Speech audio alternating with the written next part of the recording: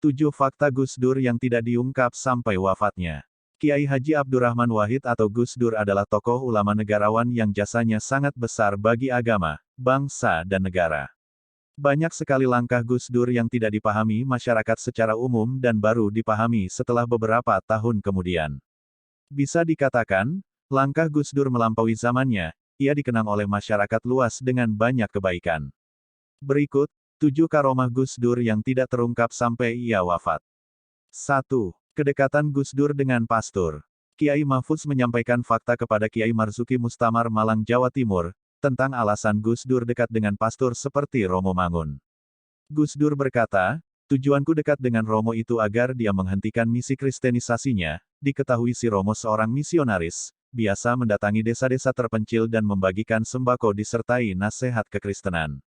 Setelah Gus Dur dekat dengannya, kemudian diajak ke tempat tersebut, akhirnya si Romo pun malu dan sungkan melancarkan misinya karena ada Gus Dur. 2. Gus Dur sering keluar masuk gereja.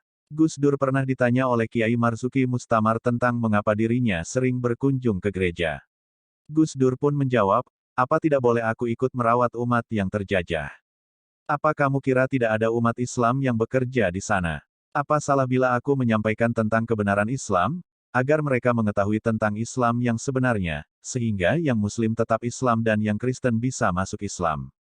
Titik. Kebiasaan Gus Dur juga menasehati para Muslim yang bekerja di gereja. Kamu masih Islam kan? Kuatkan keislamanmu, begitu cara Gus Dur menasehati umat Muslim agar tetap menjaga keimanannya. 3. Kontroversi Gus Dur dengan Kiai Haji Maimun Zubair. Gus Dur pernah terlihat kontra dengan Mbah Maimun Zubair, nyatanya saat Gus Dur wafat, Kiai Maimun yang memimpin sholat jenazahnya, bahkan saat peringatan 100 hari wafatnya Gus Dur, Kiai Maimun yang memimpin tahlil dan pada saat itu pula Mbah Mun bercerita tentang fakta yang sebenarnya, yakni hubungan Gus Dur dan dirinya.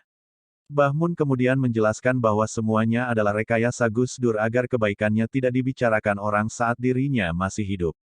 Saat Mbah Mun mau mantu, Gus Dur menawarkan bantuan dengan catatan tidak boleh ada yang tahu. Bahkan Gus Dur merekayasa seakan-akan hubungan keduanya sedang berselisih dan tidak harmonis.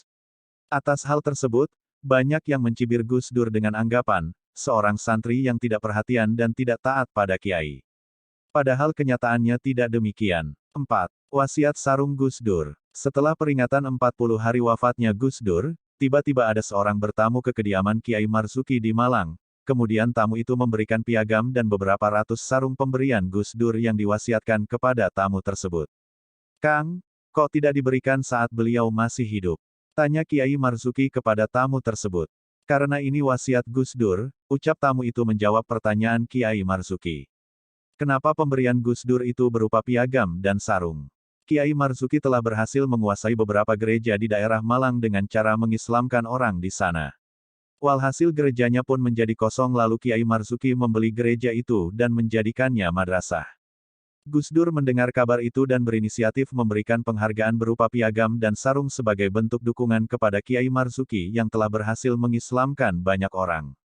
Namun Gus Dur sengaja tidak memberikan penghargaan itu semasa hidupnya agar kebaikannya tidak diketahui banyak orang.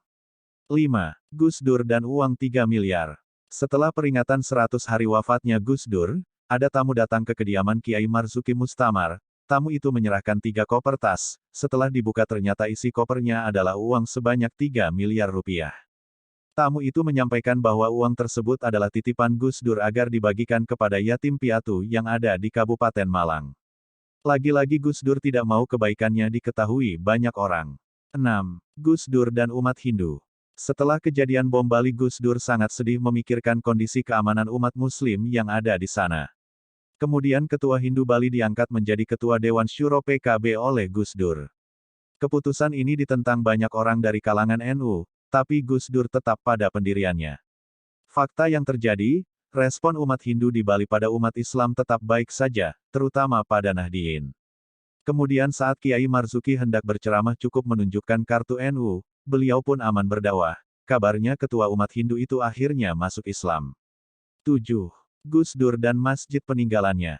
Setelah Gus Dur wafat, banyak sekali ditemukan bangunan masjid dan tanah wakaf dari pemberian beliau, tersebar di beberapa daerah hingga pulau luar, bahkan sampai ke negara kincir angin Belanda. Maka sebab itu, Gus Dur dekat dengan tokoh-tokoh non-Muslim, demi melancarkan strategi dakwahnya termasuk meloloskan izin pendirian masjid di Belanda yang takmirnya adalah putra Ketua Korkap Banser Kabupaten Malang.